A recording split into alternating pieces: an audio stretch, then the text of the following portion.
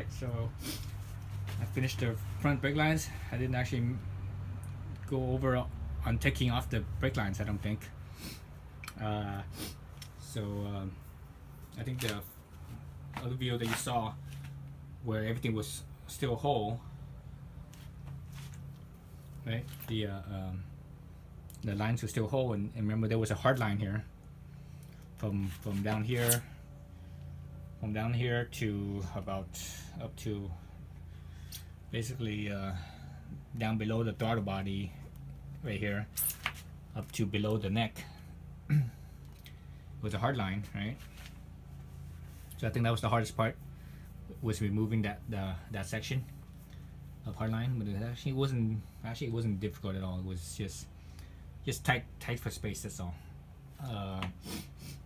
So this line here, it's it's continuous, so there's no breaks in anywhere, and I like that, because the less connections, the less chances of leaks and stuff. So here you have so this is the in and that's the out. So this in comes from the brake lever, master cylinder. Then this out goes to the calipers. All right.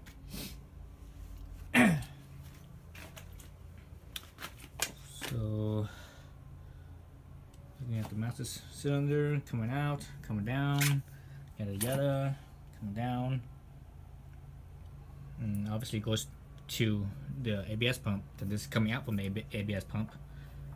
All right, going down to the other side, going down to that side. The where the banjo fitting is on this is, it's kind of thick, so it sticks. I think it sticks out a little bit further than stock. Well, that's all right. Over here on this side. Right, so the main thing with this is that this steel braided line is it's smaller in diameter than the stock rubber line is. So some of the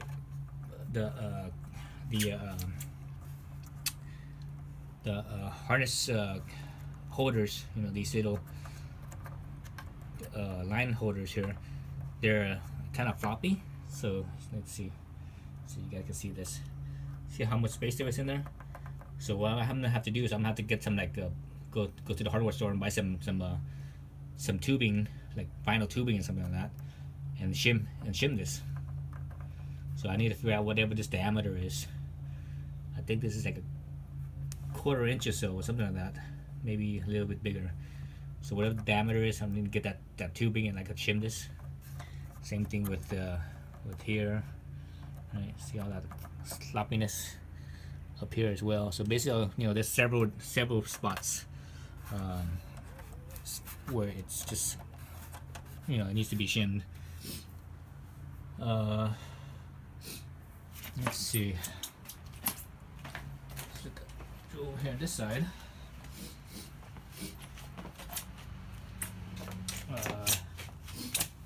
Yeah. Oops. So it kind of sticks out just a little bit, but I mean, or at least more than stock, but it's about the same as the side of the fork. So hey, overall it was pretty easy. I still think the hardest thing was removing the connection on the original hard line, and as far as installing goes, these where the banjo fitting is, it doesn't quite line up its face, and you have to spin this thing. So those little plastic blocks that they give you, see where those plastic blocks at. These little plastic blocks here that they give you, if you look at that, you see inside here, it's like stripped. The little grooves are stripped. They just don't hold very well. So I actually have to use some pliers. Actually, use my fencing pliers. Right, this part right here, where it's kind of rounded to hold the nipple, to hold the to hold this section right here, to hold that section right there, so that way I can spin, and I can spin this thing around. So So that was probably about the most difficult thing. The rest of it was pretty easy. Let's see. Looks wet. Looks like there's brake fluid. Thought I rinsed that off. Maybe I didn't. But anyways, after you before you take everything off, you should bleed out the old stuff first. Then you take off the old stuff. Then you put on the new stuff. Then you bleed it out. And the way to and the way to bleed a new line is go to the furthest point. So it comes down, and it comes down here. Then it fills up this side, and from there it goes back up, and it fills up the other side. So you should start bleeding from the other side first. Would be the best thing to do. And then once you do that, I will actually come back to this side and make sure that this side is also bled as well. All the air bubbles, just in case. Then once I finish this side, and I know that there's no more air bubbles, I go back to the other side again. Then from there, then you're basically done with bleeding the brakes. So after you finish doing all the brake stuff, there's gonna be brake fluid around, brake fluid reservoir and stuff. Remember, brake fluid is very it strips paint, so it eats away at paint. So what I do afterwards is I actually take a bucket of or I take some water, and basically I just hose down, or take a bucket of water and just rinse off, pour water over wherever there's brake fluid, and just rinse it off, because brake fluid is water soluble, so the water will just rinse it all off. So I need to go through all those spots, and I think I haven't splashed this spot yet because I kind of see wetness here, so I need to rinse that off. See some wetness here. I need to rinse it off, otherwise you leave it too long, even if it's just even if you wipe it off, there's still residue left, and over time that residue, it will slowly eat away at the paint. So make sure that you rinse that stuff off as soon as you can, because it will eat your paint away. So do it all around the calipers. We do it up here on the reservoir. After this is all capped on, everything, just rinse this off, all this air section here, and whatever's below it, if it drips and stuff, right? Because you don't want paint to get messed up. That's about it. Oh, other thing, as far as putting this on, so up in here,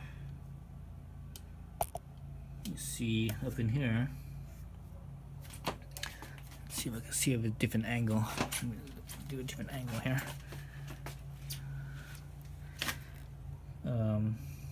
Let's see, so right in there, so you see it right in here.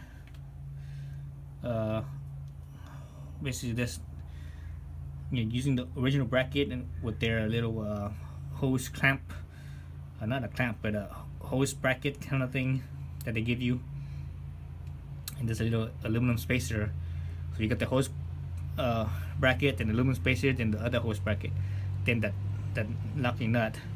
So I actually had to do that on the rear as well. Because the first time, if you look at my other video on the rear, I actually didn't really put it in properly. So now it is in properly. So let's see if you guys can see that.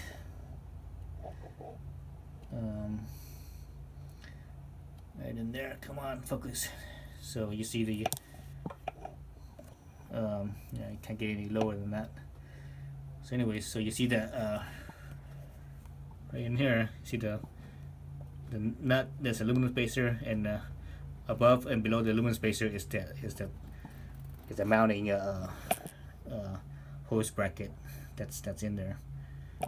So again, this one here I didn't remember. This one here I didn't cut this bracket off like Spiegler said to. I don't think it needed it. There's there's enough space in there. So you can see the little band right there. That's the bracket that's holding it, and right in there, that's the aluminum spacer. So yeah, So I'm gonna hopefully ride this thing soon and tell you, let you guys know how it feels. I know it's gonna feel obviously firmer, not as spongy, but you know, one of the things I didn't like about the original brakes on this is that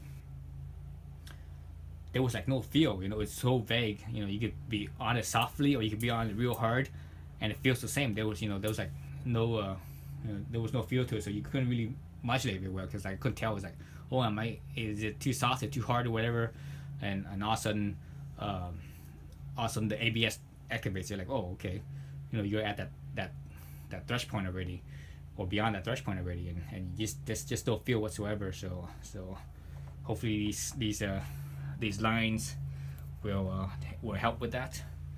But I think part of it's also maybe the tires as well. You know, the stock Bridgestone S20s.